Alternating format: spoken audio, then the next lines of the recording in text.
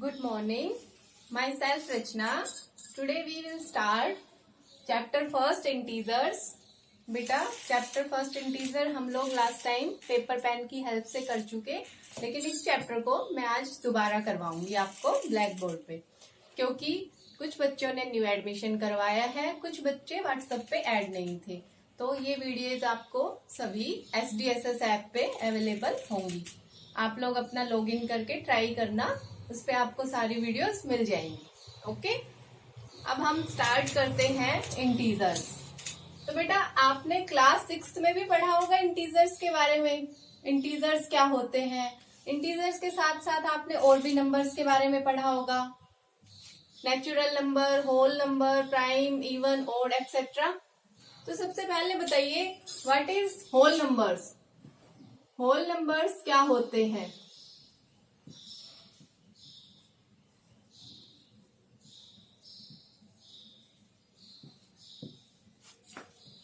जो काउंटिंग 0, 1, 2 से स्टार्ट होती है अप टू इंफिनिटी तक, उन्हें हम क्या कहते हैं, होल नंबर्स। और अगर मैं 0 का प्रेडिसर ले लू, -1, -2 अप टू माइनस इंफिनिटी तक चलते हैं, तो अब क्या होल नंबर्स बनेंगे ये?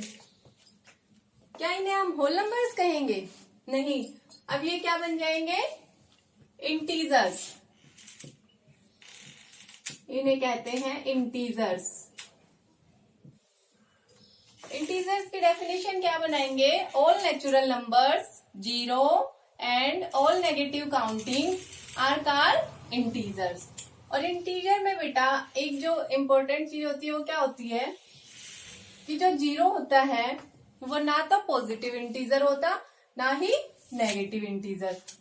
0 is an integer but 0 is neither positive nor negative. Neither positive integer nor negative integer. और जो 0 के राइट साइड में इंटीजर्स है वो क्या होते हैं, हमारे पास पॉजिटिव इंटीजर। और जो 0 के लेफ्ट साइड में इंटीजर है वो नेगेटिव इंटीजर। ओके, अब नेक्स्ट जो बेटा इंटीजर होता है वो एक कंप्लीट नंबर होता है खुद में। कभी भी जो इंटीजर होगा वो फ्रैक्शन की फॉर्म में नहीं मिलेगा, ना ही डेसिमल फॉर्म में। जैसे देखिए 7/4 ये एक फ्रैक्शन है, तो इंटीजर कभी भी फ्रैक्शन नहीं होगा, नॉट एन इंटीजर। ओके, और जो डेसिमल नंबर्स होते हैं वो भी कभी इंटीजर नहीं होते। जैसे 0.05 this is not a integer. Okay, तो integer is a complete number. अब हम सीखते हैं how we plot integers on number line. हम इंटीजर्स को नंबर लाइन पे कैसे प्लॉट करते हैं। ये मैंने एक नंबर लाइन ड्रा की, इसमें मिड में क्या आएगा, 0, राइट हैंड साइड की तरफ 1, 2, 3 up to infinity, left hand की side -1, -2, -3 up to minus infinity. तो बेटा ऐसे हम इंटीजर्स को नंबर लाइन पे प्लॉट करेंगे। ओके, अब इससे नेक्स्ट है हमारे पास addition and subtraction of integer, जो आना बहुत ही जरूरी है क्योंकि उसी पे बेस्ड होती है सारी चीजें इंटीजर्स के चैप्टर में। तो अब हम पढ़ेंगे addition and subtraction of integer.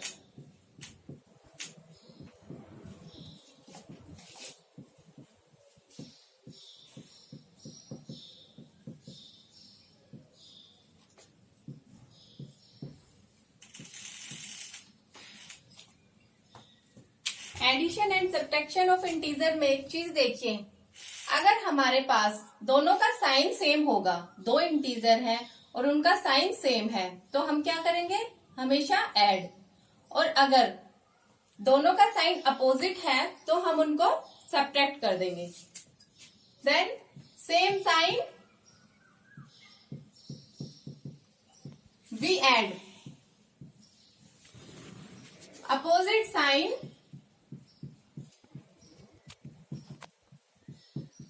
we will subtract them. Okay अब इससे नेक्स्ट इसमें 3 केस बनते हैं। कौन कौन से? First, second, third. जब मेरे पास दोनों इंटीजर पॉजिटिव हो, जब दोनों इंटीजर नेगेटिव हो, जब एक इंटीजर पॉजिटिव हो और एक इंटीजर नेगेटिव हो, तो हमारे पास कौन सा साइन आएगा, हम ये चीज देखते हैं। तो बेटा देखिए, एक एग्जाम्पल की हेल्प से मैंने लिया 7 + 3। Both integers are positive integer and they have same sign, so we add them. 7 + 3 10. Next, -7 - 3. Both integers are negative integers. Both have negative sign. Same sign. Then we add them. 10. आएगा क्या? Negative sign. क्यों? क्योंकि जो 7 है वो larger value है और larger value के पास कैसा साइन है? माइनस का। तो हम यहाँ पे क्या लगाएंगे? माइनस। ओके, तो -7 और -3 माइनस का 10। अब नेक्स्ट देखिए, एक पॉजिटिव है एक नेगेटिव है। तो बेटा मैंने लिया -7 + 3, 1 पॉजिटिव इंटीजर 1 नेगेटिव इंटीजर और both have opposite sign. Then we subtract them. जब हम इसे सब्ट्रैक्ट करेंगे तो हमारे पास क्या आएगा? 4। और साइन कौन सा आएगा? माइनस का। क्यों? क्योंकि 7 इज द लार्जर वैल्यू और 7 has negative sign, so we have -4। Okay, अब इसी में अगर मेरे पास 7 - 3 होता तो क्या आता? 1 positive integer 1 negative integer, both have opposite sign. Then we subtract them. Subtract करेंगे तो 4 आएगा और यहाँ पे जो लार्जर नंबर है उसके पास कैसा साइन है? पॉजिटिव, तो प्लस का 4 आएगा। ओके, ये आप लोग अच्छे से समझ चुके होंगे कि हम कैसे ऐड करते हैं, कैसे सब्ट्रैक्ट करते हैं इंटीजर्स को। अब इससे आगे आपके पास 1-2 एग्जाम्पल्स हैं, इनके बाद वो आप लोग करके देखना, इजीली हो जाएंगे अपनी रफ नोटबुक में। अब हम पढ़ेंगे इससे आगे properties of addition and subtraction of integers. तो बेटा प्रॉपर्टीज ऑफ एडिशन पढ़ते हैं पहले। प्रॉपर्टीज ऑफ एडिशन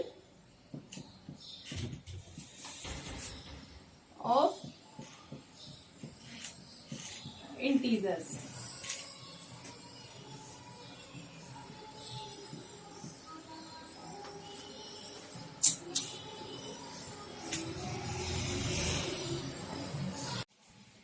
हाँ जी बेटा, हम पढ़ेंगे properties of addition of integers. Okay, तो बेटा इसमें 5 प्रॉपर्टी होती हैं: closure, commutative, associative, existence of additive identity और एग्जिस्टेंस ऑफ एडिटिव इनवर्स। तो देखिए फर्स्ट प्रॉपर्टी में क्या होता है। फर्स्ट प्रॉपर्टी में मेरे पास मैंने कोई 2 इंटीजर लिए, अगर मैं उन दोनों इंटीजर्स का सम करूं तो मेरे पास एक इंटीजर आना चाहिए। 2 इंटीजर लेते हैं, उन दोनों का हम सम करते हैं तो वो सम हमारे पास एक इंटीजर आना चाहिए, वो होती है क्लोजर प्रॉपर्टी, और जो एडिशन के केस में सेटिस्फाई होती है। तो एक एग्जांपल देखिए इसका।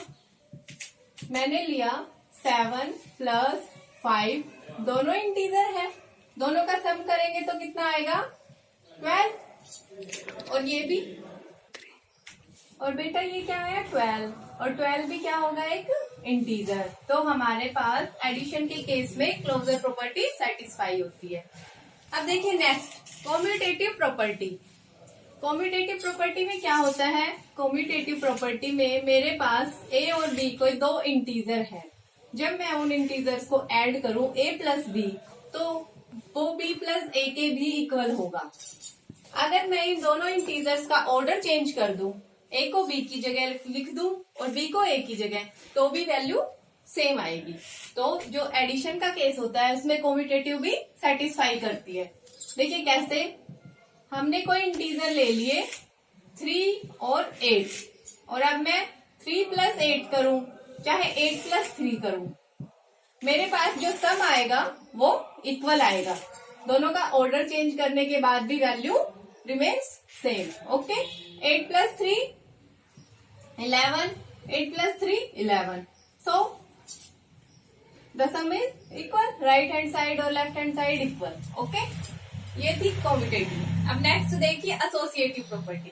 बेटा एसोसिएटिव में क्या होता है? एसोसिएटिव प्रॉपर्टी में हम 3 इंटीजर लेके चलते हैं और उन तीनों इंटीजर्स का एडिशन करते हैं। देखिए कैसे, a plus b plus c equal किसके होता है?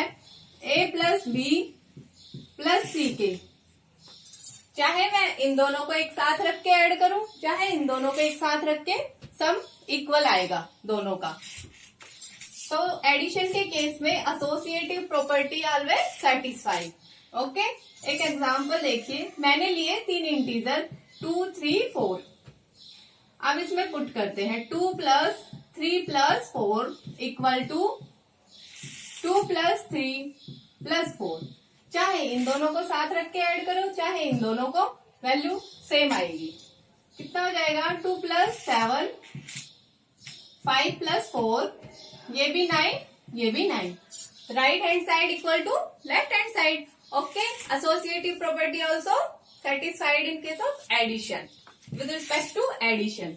ओके, अब नेक्स्ट होती है इसमें एग्जिस्टेंस ऑफ एडिटिव आइडेंटिटी।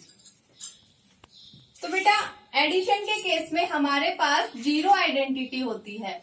मतलब मैं किसी भी नंबर के साथ जीरो को ऐड करूं तो मेरे पास वो नंबर खुद आ जाएगा। देखिए कैसे, a प्लस 0 या 0 प्लस a करें तो हमारे पास क्या आएगा? a। और ये एडिटिव आइडेंटिटी होती है एडिशन की। ओके, एग्जाम्पल लेके चलते हैं। 9 में मैंने 0 को ऐड किया, चाहे 0 में 9 को ऐड किया, मेरे पास कितना आएगा? 9 ही आएगा। तो 0 इसकी एडिटिव आइडेंटिटी हो गया। ओके, एडिशन के केस में 0 इज द एडिटिव आइडेंटिटी। अब नेक्स्ट है existence of additive inverse. Inverse क्या होता है? अपोजिट। हमें किसी नंबर का इनवर्स निकालना है तो हम उसकी नेगेटिव वैल्यू ले लेंगे एडिशन के केस में, वो उसका इनवर्स हो जाएगा। देखिए कैसे, मेरे पास कोई नंबर है a, उसका इनवर्स होगा -a। कोई -a है, उसका इनवर्स होगा a। अपोजिट साइन वाली वैल्यू को ले लेंगे और वो हमें 0 देगा। इसका एक एग्जाम्पल ले लेते हैं। 7 का मुझे एडिटिव इनवर्स फाइंड करना है, तो 7 का एडिटिव इनवर्स क्या होगा? -7। जब 7 को -7 के साथ ऐड करेंगे तभी तो वो 0 देगा, तभी तो वो हमें एडिटिव आइडेंटिटी देगा ना। तो 7 plus -7 is equal to -7 plus 7 equal to 0। तो -7 is the additive inverse of 7।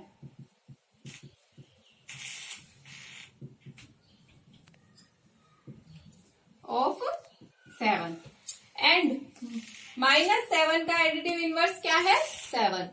Okay, तो बेटा ये थी 5 प्रॉपर्टी एडिशन ऑफ इंटीजर की। अब हम इससे आगे इनको एक डायग्राम में पुट करके देखते हैं। ओके बेटा, properties of addition of integer को हम एक डायग्राम के उससे याद रख सकते हैं। देखिए कैसे,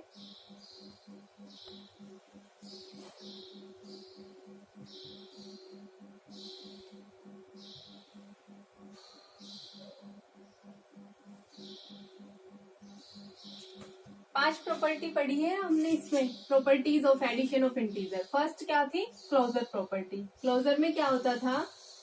दो इंटीजर्स को ऐड करने पर हमें एक इंटीजर मिलता था। फर्स्ट हो गई। सेकेंड थी कॉम्यूटेटिव। कॉम्यूटेटिव में क्या था, a plus B is equal to B plus A. मतलब दो इंटीजर्स का अगर हम ऑर्डर चेंज कर दें तब भी उनका एडिशन सेम ही रहता है। थर्ड है एसोसिएटिव लॉ ऑफ एडिशन। उसमें क्या था, a plus B plus C is equal to A plus B plus C. ये थी एसोसिएटिव लॉ ऑफ एडिशन। इसमें तीन इंटीजर्स को जब हम ऐड कर रहे थे तो हमारे पास राइट हैंड साइड और लेफ्ट हैंड साइड की वैल्यूज इक्वल रहती है। सेटिस्फाई करता है ये एसोसिएटिव लॉ ऑफ एडिशन। इसके बाद फोर्थ थी एग्जिस्टेंस ऑफ आइडेंटिटी। उसमें क्या था, a plus zero is equal to zero plus A equal to A. मतलब जीरो के साथ किसी भी इंटीजर को ऐड किया तो इंटीजर खुद ब खुद आता था। जीरो इसकी एडिटिव आइडेंटिटी होती थी। नेक्स्ट क्या था, एग्जिस्टेंस ऑफ इनवर्स। उसमें था a plus minus a is equal to minus a plus A equal to zero. जब हम इंटीजर को और उसके अपोजिट को ऐड करते थे तो हमारे पास वो जीरो के इक्वल आता था। और ए का इनवर्स क्या था, माइनस ए और माइनस ए का ए। तो ये हो गई इनवर्स वाली प्रॉपर्टी। ये तो थी बेटा properties of addition of integer. अब हम पढ़ते हैं properties of subtraction of integer. उसमें क्या होता है, प्रॉपर्टीज ऑफ सब्ट्रैक्शन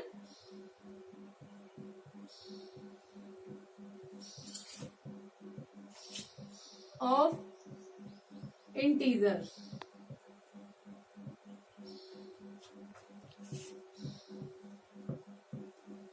इसकी first property closure property. Closure में क्या होगा, इसमें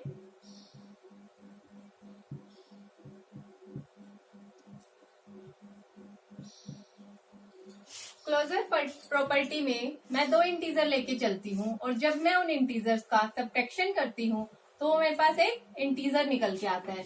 जब हम इंटीजर माइनस इंटीजर करेंगे तो हमारे पास जो वैल्यू आएगी वो भी एक इंटीजर होगी। तो closure property also satisfied with respect to subtraction. Okay, for example 7 minus 3 is equal to 4। 4 is an integer. तो इंटीजर को सब्ट्रैक्ट किया, क्या आया, इंटीजर। अब नेक्स्ट प्रॉपर्टी देखिए, इसमें कॉम्यूटेटिव प्रॉपर्टी। कॉम्यूटेटिव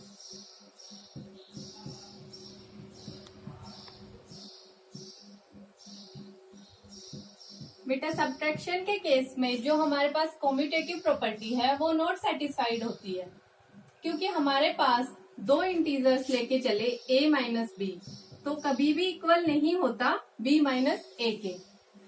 देखिए कैसे, एग्जाम्पल से मैं 9 में से 3 को सब्ट्रैक्ट करूं और 3 में से 9 को सब्ट्रैक्ट करूं तो क्या आएगा, 6। और ये क्या आएगा, -6। तो ये तो कभी भी इक्वल नहीं होगा।